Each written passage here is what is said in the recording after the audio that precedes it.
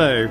The last time the teams from Northern Ireland and the Midlands encountered one another here in our Round Britain quiz retreat, Northern Ireland won. Polly Devlin and Brian Feeney will be hoping to repeat that result. Rosalind Miles and Stephen Maddock for the Midlands hoping to reverse it. They're getting their question papers as I speak, and before we let them loose, let's turn our attention very briefly to the question I set you at the end of the programme last week. I asked then what, or rather who, connects a 7-year-old Jewish girl's monologue, someone who danced through the miners' strike, amateur artists in Ashington, and some singing schoolgirls.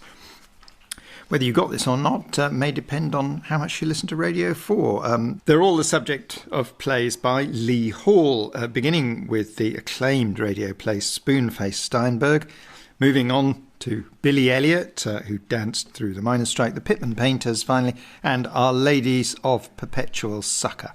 You can find the full details of the answer on our website. So well done if you got that. Let's hope things work out as straightforwardly for today's two teams.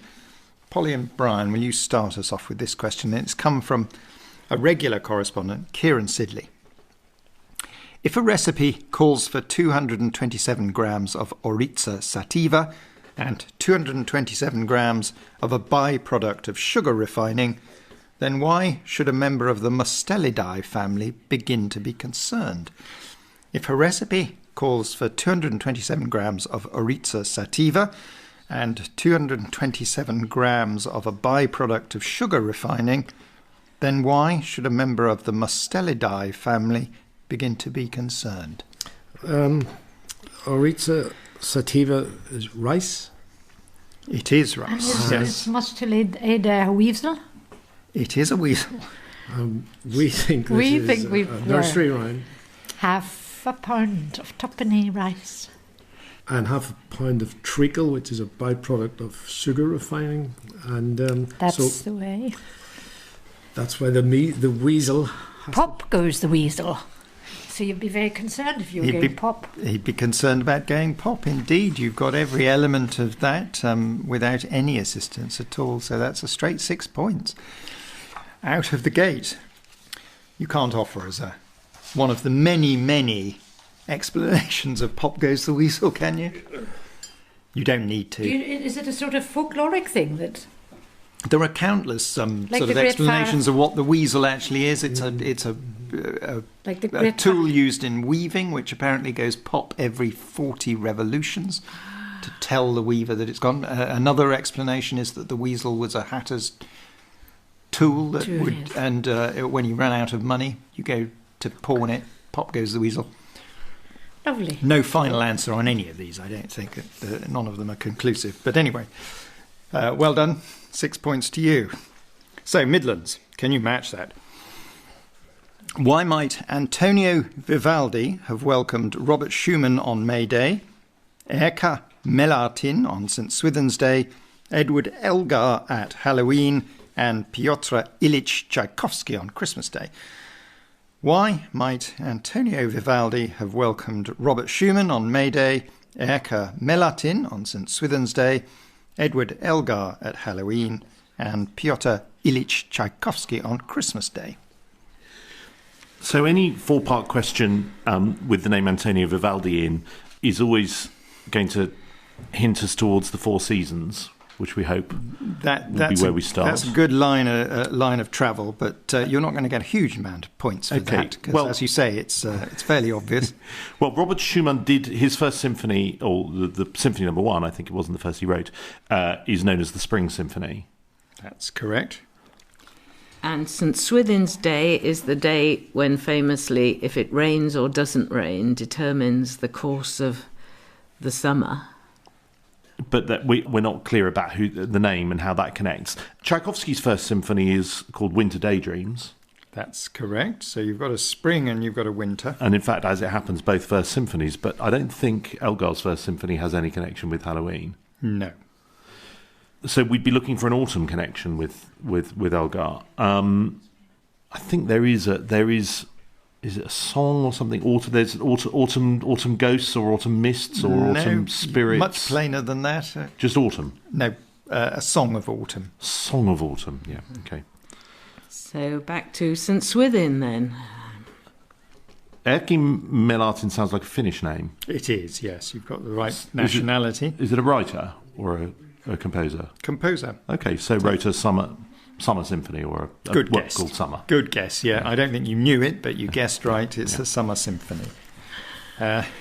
Antonio Vivaldi might have welcomed Robert Schumann on May Day because Schumann's first symphony, Frühling Symphony, is the Spring Symphony. Erkki Melatin on St. Swithin's Day. He composed the Summer Symphony. Edward Elgar at Halloween because of his setting of a poem, Song of Autumn. And then finally, Pyotr Ilyich Tchaikovsky on Christmas Day because of his first symphony, nicknamed Winter Daydreams. I think I'll dock a point from you for not knowing Erkki Melatin, so 5 points to you, Midlands. So, Polly and Brian, time for a music question. Why might you sing this song to a Taiwan-born film director, a stand-up comedian and columnist, and a designer of rifles? Here comes Mr. Lee, Taiwan, he's come for me. Taiwan, here comes Mr. Lee, Taiwan, he's come for me. Taiwan, he's my lover boy. Let's jump for joy. Come on, Mr. Lee, Taiwan, and do your stuff. Taiwan, come on, Mr. Lee, Taiwan, and do your stuff. 'Cause you're gonna be mine till the time. 1, 2, 3. Look at Mr. Lee. 3, 4, 5. Look at him jive. So, Polly and Brian, not always easy to hear the lyrics in music questions, but it was pretty clear there. Why might you sing that song to a Taiwan-born film director, a stand-up comedian and columnist, and a designer of rifles? It wasn't clear, those things to me, but even with my hearing, I think that it might have been Lee. So is it Bruce Lee?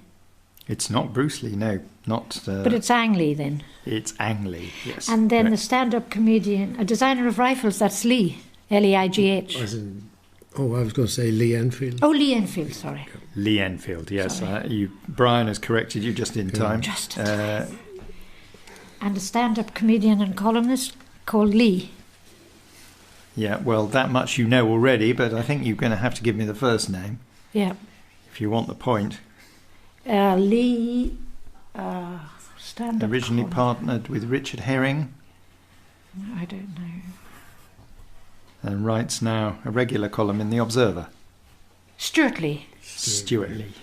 You got there with a bit of assistance. You don't know the full name of the designer of the rifle, do you? Don't know his first name. I know it's Lee. It's James Paris Lee. No. So the Lee Enfield rifle is so called because he designed it and it was built and manufactured in And thanks to Enfield. him, the Luftwaffe wiped out a large part of Enfield. So, why might you sing the Babette's Mr. Lee to a Taiwan-born film director? Because it's his name, Ang Lee, and that's also the name of the stand-up comedian and columnist Stuart Lee and the designer of rifles, James Paris Lee. 5 points to you. You did need a little bit of a nudge for Stuart, but apart from that, you answered that very well. So, Midlands. Why might the writers of Orientalism, Carry On Cleo, and How I Found Livingstone all need to move to the left? Why might the writers of Orientalism, Carry On Cleo, and How I Found Livingstone all need to move to the left? Well, we're thinking of the great Orientalist Richard Burton. Are we on the right track? You're not. I don't think he wrote a work called Orientalism. How I Found Livingstone, we presume, is the name of the book by Stanley, as in Dr. Livingstone, I presume. Yes, that's correct. So is our great Orientalist Lord Leighton then? No. Much more recent. Oh. So Stanley, three names here, and I mean, who actually wrote Carry On Cleo? I'm just not sure, really. No, well, I mean, if I gave you that, he would perhaps give it away. So why I would won't just yet. Stanley? Why would someone need to move to the left if you were stuck in the middle, or if you were on the right? It may become clearer if you get some of the other names, but Okay. it may simply become semi-transparent. But A more recent The writer of Orientalism, it's probably his best-known book, was also the co-founder of the West Eastern Divan Orchestra. Oh, Edward Said. You got that. Okay. So Said and Stanley. And I think if you think about moving to the left, in two senses, actually. In a political sense? Not in a political sense. Not in a political sense. No. In a sense of decorum, I suppose. Etiquette, decorum. A gentleman walks on the... No, he walks on the right, doesn't he? Would they need to move over for a lady? Gentleman walks on the right of the pavement. No, different element of etiquette, this. Move to the left. Think in more maritime terms, and that might help. Okay. So ships, like cars, ships pass each other on the port side. Port Said. Port Stanley, Port Said, and it's appropriate for our Welsh setting at the moment. Welsh steel town. Port Talbot. Port Talbot. That doesn't give you the name of the carry-on writer, does it? No. I don't think you're going to get this. No. Talbot Rothwell. Oh, okay. Talbot Rothwell. Okay. You sort of... I mean, you've got one sense of moving to the left. Is there another reason you can think of why all those ports might move to the left? Well, the port is the left of on a ceremonial occasion? Certainly on high table. Oh, the port is passed around, yes, the way the pass the port, parson. Exactly. Yes. The port is always traditionally passed to the left if you're dining at a formal dinner. So why might the writers of Orientalism, Carry On Cleo, and How I Found Livingstone all need to move to the left? They were all clues to ports. Port Said, Edward Said, the writer of Orientalism. Port Talbot, from Talbot Rothwell, the writer of Carry On Cleo, and other Carry On films. And finally, Port Stanley, How I Found Livingstone. I felt I had to give you a fair amount of help there and nudge you to even open the batting on that one. So only 3, I'm afraid, Midlands, for that. So Northern Ireland. George Butterworth composed music about Salix. Elspeth Huxley wrote about Delonix Regia, and Hunter Davies wrote a film about Morris. Can you give me their full titles? George Butterworth composed music about Salix. Elspeth Huxley wrote about Delonix Regia, and Hunter Davies wrote a film about Morris. Can you give me their full titles? Well, Salix, I think, is Willow. And George Butterworth wrote, I think, that wonderful thing, The Banks of Green Willow. That's absolutely right. Yeah. I don't know what Delonix Regia is, but I hope it's a tamarisk tree. It isn't, I'm afraid. The tamarisk tree. Oh. And Hunter Davies? Is Morris a mulberry tree? Mulberry Bush. Yes, bush. Why? And why? What's the connection with Hunter Because it's Davies? Latin for mulberry. Can you make the connection with Hunter Davies? Well, but he wrote a film about the round and round the mulberry bush. I mean, Not quite that. You're close to it, but not there exactly. He wrote a novel and then the screenplay for the film. Here We Go Round the Mulberry Here we go. Bush. Sorry, yes. Here we go round the 1967. mulberry bush. But British I'm film. rather foxed because the only thing I know by Elspeth Huxley is the tamarisk tree. You've got the trees wrong. She wrote quite a lot about Africa. Is it an African tree? It is.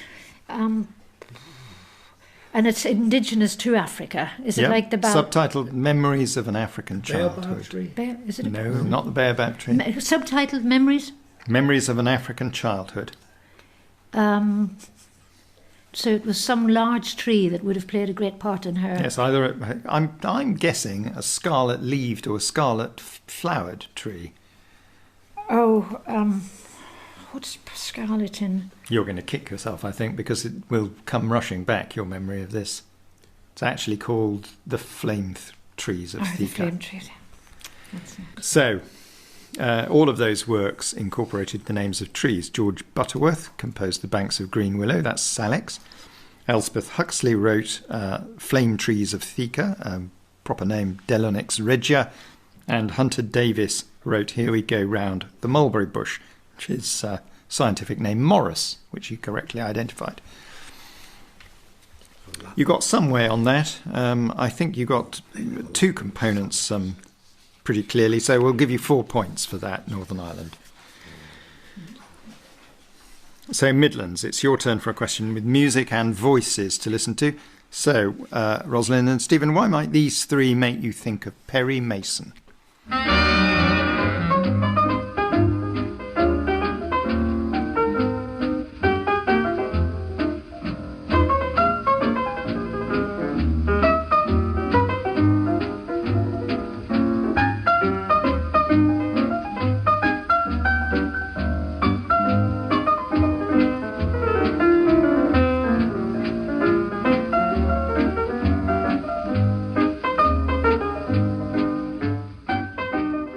Tories are committed to an in-out referendum. Now, I didn't regard that with any alarm at all, and I am a committed European. I worked in the Commission. Let's declare an interest. I've been a member of the European Parliament. I was a member of the European Parliament in the first election of 1979, when the Conservative Party was gung-ho for Europe, and we had 61 Conservative MEPs. So I look at it like this. Good for Cameron. High time we had an in-out referendum. We've been 40 years waiting for it. And as far as I'm concerned, we will go in there and we will win it to stay in Europe. Tomorrow shall be my dancing day. I would my true love did so chance to see the legend of my play, to call my true love to my dancing. Oh, my love, my love, my love is the bride of my true love. So, why might those three make you think of Perry Mason? Can you identify any of them? Well, the last piece was Carol, Tomorrow Shall Be My Dancing Day by the composer John Gardner, who died a couple of years ago. That's right. The first piece was jazz piano of some generic kind. It wasn't Errol Garner, was it? We're not close in names here. Well, I can't say. I mean, I can say that it's not Errol Garner. Okay.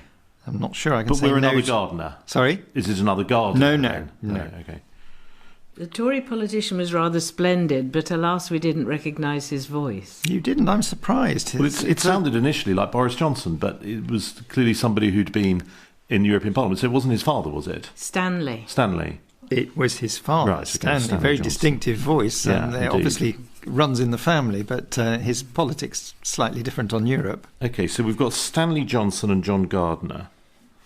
A Johnson and a Gardner. Why would they make us think of Perry Mason? They might not, but another combination might. John Stanley. First names. No. As always in RBQ, you never quite know which end of a name Exactly. you're supposed to come at, but Perry Mason was played by Raymond Burr, is that right? it was, yes. I Is think. that helpful? No. Okay. Stanley. Gardner Johnson. Johnson Gardner. You've done there's only a certain number of combinations. You see, Stanley. I think you've done pretty much every one except the one we want. Stanley John. Stanley Gardner. Is this the writer of Perry Mason we're looking for? Now Yes. you're getting there. Okay. Yes. Oh, crikey. Who's called someone Stanley Gardner? Exactly. Earl Stanley. Earl Stanley Gardner. So does that get So you? it was Earl Hines. It was Earl Hines, Okay. yes, exactly. So, you heard Earl Hines' Rosetta. You were meant to take the name Earl from that. You heard the voice of Stanley Johnson, has different views from his son on European Union. You could take Stanley from that. And finally, John Gardner's Tomorrow Shall Be My Dancing Day. We wanted Gardner from that. That gives you Earl Stanley Gardner. You needed a little tiny bit of assistance to get the full answer, but I don't think I can dock more than 5 points to you, Midlands. So, Northern Ireland, what similar experience is suggested by a pianist's cancellation, a Yorkshire interviewer's least favourite memory, Tippi Hedren and Agamemnon dead? What similar experience is suggested by a pianist's cancellation, a Yorkshire interviewer's least favourite memory, Tippi Hedren and Agamemnon dead? Was Tippi Hedren, was she in the Hitchcock film The Birds? She was. So we're working on birds here. That's a We think That's all that- right? good plan, yeah. We think the Yorkshire interviewer is Parkinson, and his least favourite memory is likely to be the occasion when he was attacked by a bird held by Rod Hull, I think, who used to have his arm in the neck of the bird and wrestled Parkinson to the floor. Exactly, yeah, he always claimed that was his least favourite. You can't give me the species of bird. Sure, It an was an ostrich. ostrich. not an ostrich. It was a Antipodean bird. An emu. It was emu. Of course, it was called emu. the bird was called emu. Yes. Yes, I've got it. Yeah. So you've got two Are they? people under avian attack. What about the Do other? we need that it's an emu? Do we need the name of the birds? No. So it's not that Agamemnon is Aristophanes. Is that play The Birds by Aristophanes? Is that about Agamemnon? No, that's not relevant here. This is a much more recent. It is a quote. It's in quote marks. It is a quote from. Is it from a recent drama? No, not from a drama, but from a poem. Oh, T.S. Eliot. No, not Eliot. It's Let me give you the lines. A shudder in the loins engenders there. oh, it's The broken Yeats. wall, the burning roof, It's and Yeats. tower, and Agamemnon dead. Yeats. But why? How can we connect that with a bird attack? Is it? It's not sailing to Byzantium, is it? It's A mythic, a legendary assault by a bird. oh, it's Leda, the swan. Leda. Of course, Yeah. the swan. Zeus in the guise of a Yeah. swan and the rape of Leda. Now, finally, tricky one this, I think, but the pianist's cancellation. Oh, we I think need you to- know why it's happened, but We need to know the name of the pianist. well, I just want you to give me the a few more details about this, if you can. The pianist was attacked by a bird in the middle of a recital. It would have been even more remarkable. He was attacked by a bird. It was Paul Lewis. He was forced to cancel a performance for the Royal Liverpool Philharmonic because he was swooped on by a seagull as he left the rehearsal room, and he fell over and sprained a finger. You're making this up. I'm not. Dead true. Okay. So, what similar experience is suggested by a pianist's cancellation, a Yorkshire interviewer's least favourite memory, Tippi Hedren and Agamemnon dead? The similar experience is an attack by a bird. Paul Lewis was forced to cancel a performance after a seagull swooped on him and startled him. Michael Parkinson's least favourite memory, so he claimed was being attacked by Rod Hull and emu. And Tippi Hedren famously was attacked by birds in Bodiga Bay in The Birds. And finally, Agamemnon dead is a line from W.B. Yeats's poem about Leda. I think 4 is fair. It was a tricky question. There's no shame in only getting 4 on that one, but that's where we'll leave it. Northern Ireland. So Midlands, a bit of a tall order here. You can't win, but you could draw, but only if you get all 6 points from this question, and it's a tricky one. So let's see what you can do. Agatha Christie's Train, Sarah Kane's Last Play, Ray Bradbury's Temperature, and Mozart's 14th Piano Concerto. Can you put them in numerical order? Agatha Christie's Train, Sarah Kane's Last Play, Ray Bradbury's Temperature, and Mozart's 14th Piano Concerto. Can you put them in numerical order? Ray Bradbury's famous dystopic vision of the future involves the burning of books, and the temperature at which paper in books will burn is Fahrenheit 451. Apparently, yes. That's the point at which it sort of spontaneously bursts into flame without the application of a flame, yeah? Mozart's 14th Piano Concerto, I think, is the one in A major, Köchel number 414. No. Oh, I'm afraid you've got the wrong Kirk. Oh, maybe that's number 12. Okay. Okay, so number 14. Hang on, I can work this out. So is that... Oh, gosh. So maybe we're closer numerically to the others. It could be K453, therefore. Well, it's actually... 449. Very good. K449. Yes. It's K449. Okay, that helps because Agatha Christie's train is not the Orient Express, but it's the 450 to Paddington, I think. Well done. Yep. That could easily have misled you, but... so we've got right 449, answers. 450 and 451. So Sarah Kane's last play was called 452. You've gone in the wrong direction. Or 448. There were two versions, and before she died, she never clarified the title. Well, nice try. I know you're struggling to get the 6, but I'm afraid that was just a fatal misstep there. It was. Can you give me the full title? It wasn't called 448. It was called. No. There's something else you have to add on to the end. 448. No, I don't think you're going to get it. 448 Psychosis. Okay. First performed after her death in 1999. So, Agatha Christie's Train was the 450 from Paddington. You rightly steered away from the Orient Express. Sarah Kane's last play was, in fact, 448 Psychosis. I think it's the time of day is alluded to in that title. Ray Bradbury's Temperature is Fahrenheit 451. And Mozart's 14th Piano Concerto is Köchel number 449. Obviously, you could put them in the right numerical order. You dodged in the wrong direction or to the wrong end of the sequence for the Sarah Kane, so you lose a point for that. It's just 5 to you, Midlands, which means that at the end of today's contest, Northern Ireland have just squeaked it with 19 points to your 18 points. Well done to both of you. Both of these teams have just one more match to play in this series. Meanwhile, Scotland and the south of England return next week for their final fixture. I hope you'll be listening then. Until then, think about this puzzle. It'll be on our website in case you need to look at it in detail, and I'll give you the solution next week.